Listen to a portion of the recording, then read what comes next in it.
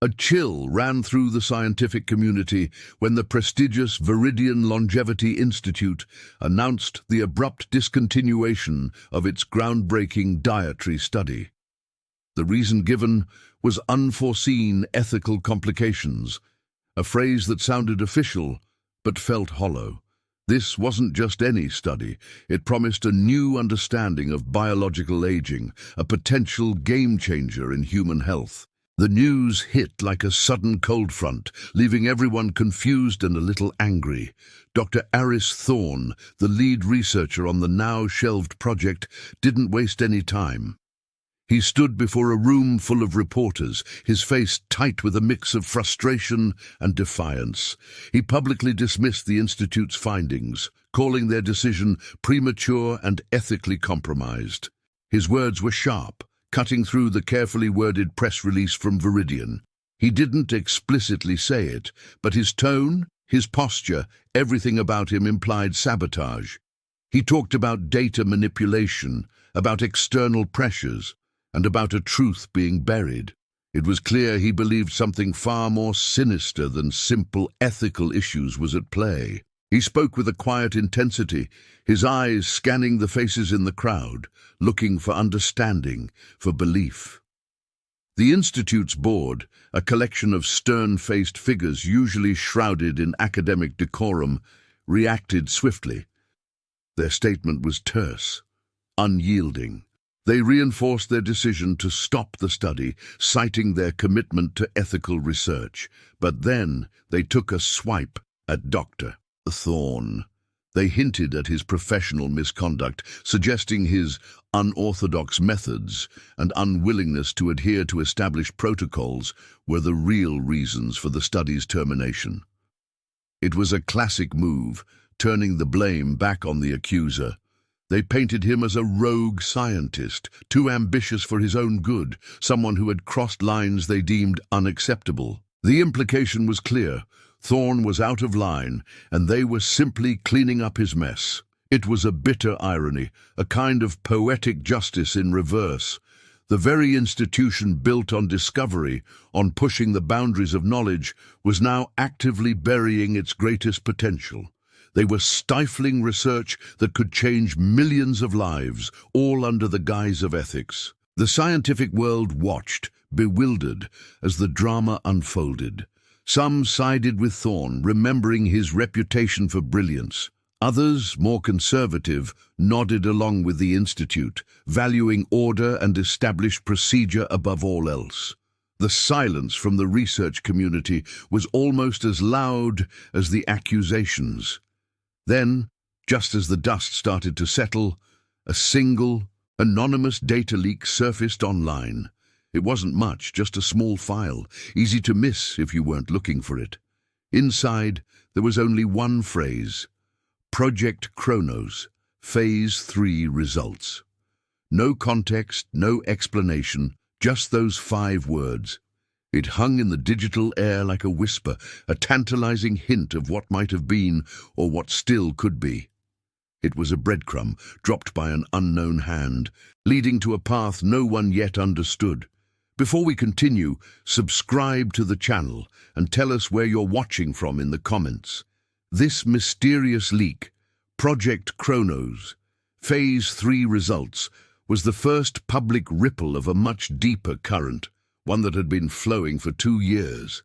To understand its significance, we need to go back in time, to when Dr. Aris Thorne first encountered the idea of dietary biological age reversal.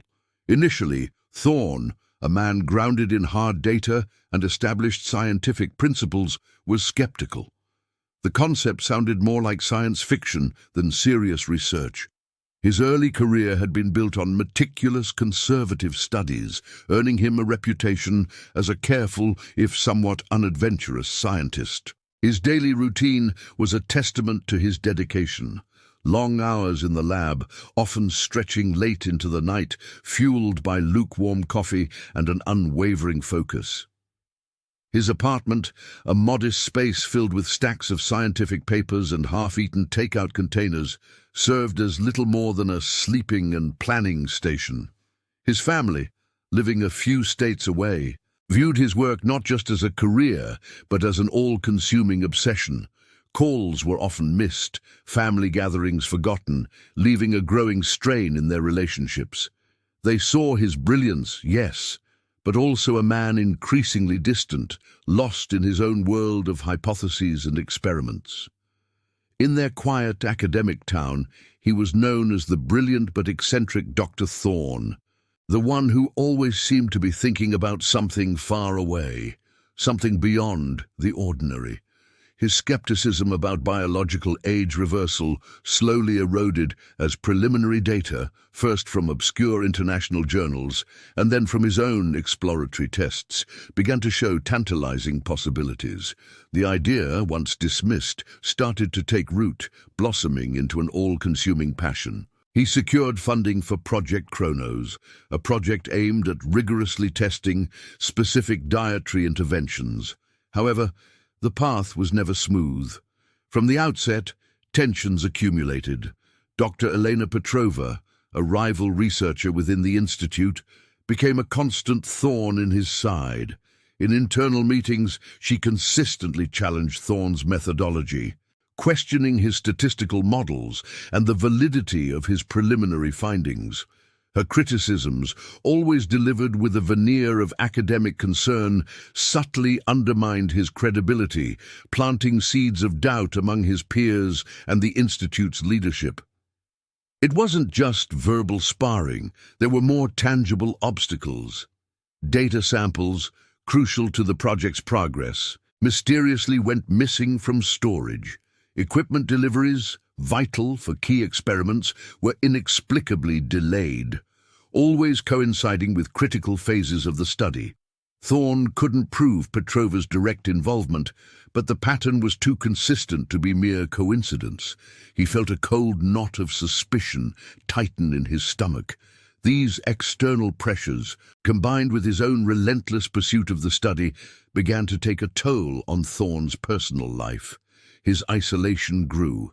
He missed significant family events, including his niece's graduation and his mother's milestone birthday.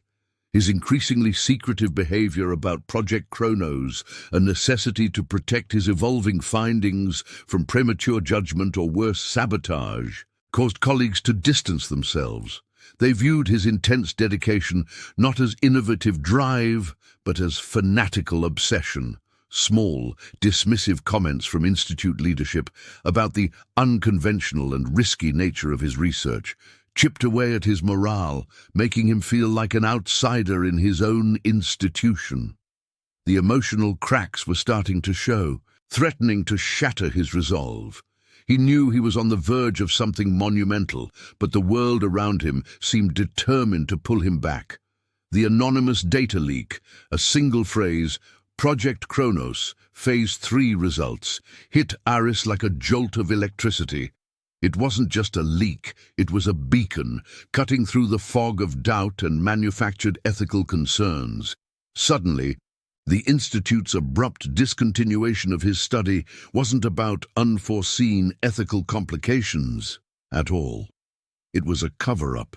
A cold, hard truth settled in his gut. They were trying to suppress his findings. He worked tirelessly, decoding the encrypted files that followed the initial leak. What he uncovered was beyond anything he had imagined. His research, Diet for Longevity 2026, Foods that Reverse Your Biological Age, had not just shown promise, it had achieved unprecedented success in human trials. The data was clear, undeniable. Participants on the Kronos diet showed significant markers of biological age reversal, a concept once thought impossible outside of science fiction. This wasn't just a scientific breakthrough, it was a revolution. And that revolution directly threatened powerful pharmaceutical interests. The files revealed a web of encrypted communications, a careful dance between Dr. Elena Petrova and a major pharmaceutical conglomerate, Vitacorp. The messages laid bare a meticulously planned conspiracy: discredit Thorne's work, dismantle Project Kronos, and then, quietly, acquire his research for their own, less ethical purposes. They intended to isolate and patent key dietary compounds, turning a holistic, accessible approach to health into a proprietary, expensive drug regimen, controlled entirely by them.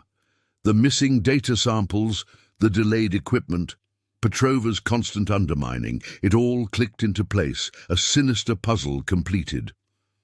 Armed with this irrefutable evidence, Harris knew he couldn't keep silent. He contacted a trusted investigative journalist, someone he knew valued truth over corporate pressure. Together, they meticulously compiled the evidence, preparing for the inevitable backlash. When the story broke, it wasn't just a ripple, it was a tsunami. The public reaction was immediate and furious. The scientific community, initially skeptical, was forced to confront the overwhelming data and the undeniable proof of corporate malfeasance. The Institute, caught in the eye of the storm, was forced to retract its previous statements, launching a full-scale internal investigation.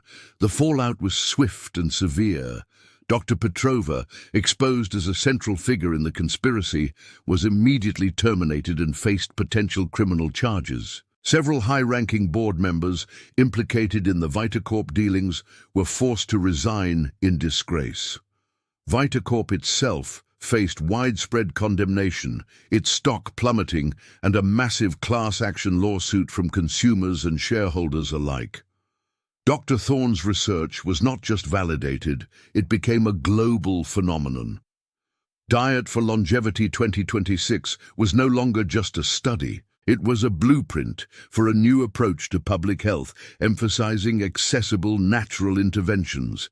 He, once the eccentric, isolated researcher, was now a celebrated figure, a beacon of scientific integrity.